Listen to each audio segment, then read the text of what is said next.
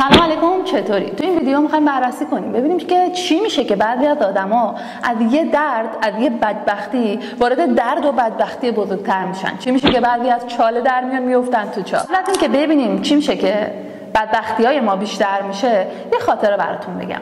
سالها پیش توی شرایط مالی خیلی خوبی بودم، جوری که وقتی میرفتم بازار خرید میکردم اصلا قیمت رو نمیپرسیدم. یه وقتایی خریدایی میکردم که اصلا به دردم نمیخوره ها، ولی خب تو خوشم میومد میگرفتم. این خریدا یه جوری بود که یه وقتایی اون خرید اصلیه جا میمونه. یعنی مثلا یه خودکار خیلی معمولی بود این اون همه خریدای بی برنامه گم میشد و ماها من درگیر خریدن مثلا یه خودکار، یه وسیله خیلی ریز ارزون قیمت بودم، چون قاطی خریدای گنده این گم میشد و مدام این ذهن منو درگیر میکرد.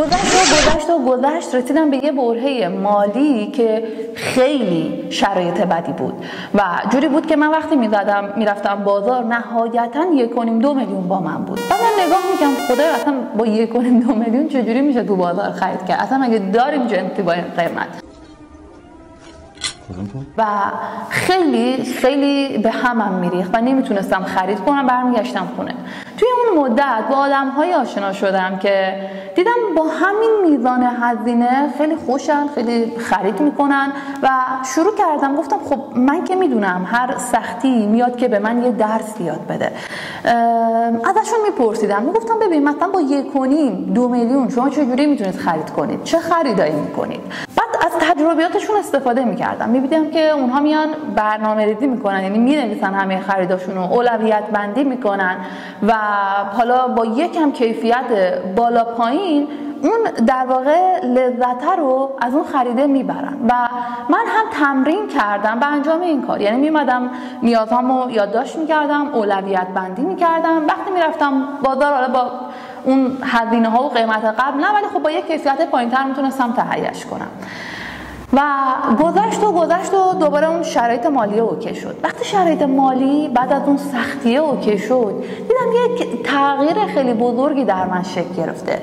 اون خودکاره، اون وسیله ریزی که من قبلا با اون هزینه ها نمیتونستم بخرم چون گم میشد وسط خریدای روزانم، توی اون برهه‌ای که شرایط مالیم اوکی نبود میخریدمش و همون خرید کوچیک چه شادی برای مغزم فراهم میکرد. چقدر من خوشحال بودم که بالاخره این خریده شد، بالاخره این خودکار، حالا این خودکاری که مثال میذارم نشونه یه چیز خیلی ریز و کم ارزشه ها، میدم خدای چقدر خوشحالم بالاخره اینو خریدم، در حالی که اینو توی شرایطی که قبلا هم پول داشتم میتونستم بخرم. منتها اینقدر خریدای الکی میومد، بی برنامه میومد داخلش که گم میشد وسط اون خریدا.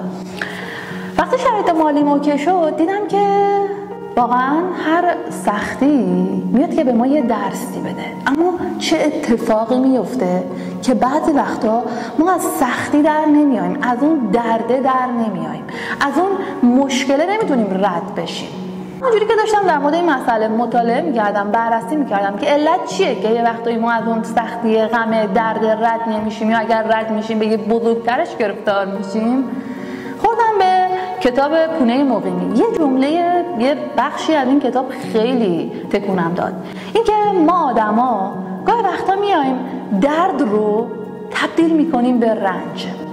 گاهی وقتا دردی که توی زندگی همه هست، همه از اونی که ما خوشبخت برداشت میکنیم تا اون که بدبخت این درد رو داره.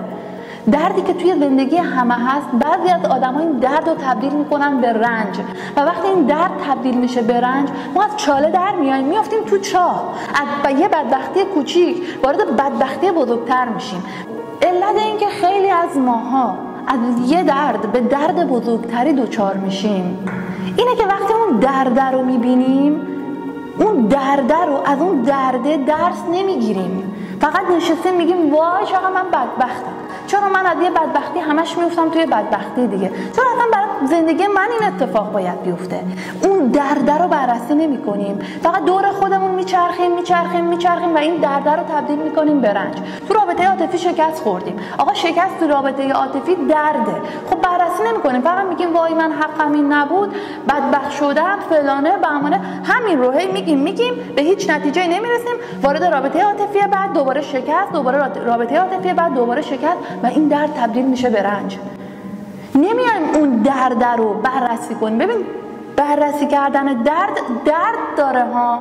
این که تو بیای ببینی اون چالش مشکل علتش چیه، درد داره ها، سخته ها. اما وقتی تو اون درد رو تحمل میکنی، اون سختیه رو تحمل میکنی، بعدش به یه درد بزرگتر دوچار نمیشی. بعدش از چاله در نمیای بیفتی تو چاه. وقتی بیای بررسی کنی ببینی آقا این رابطه عاطفی که خراب شد به خاطر این بوده که من نمیتونستم نه بگم، به خاطر منفعل بودن من تو رابطه بوده، به خاطر وابسته بودن من تو رابطه بوده.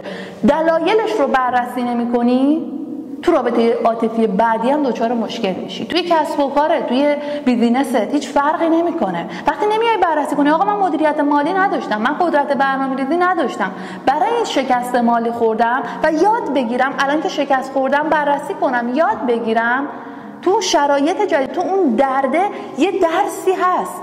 اون زخمای زندگی، دردای زندگی میان ما رو یه لول از جایی که هستیم بالاتر ببرن.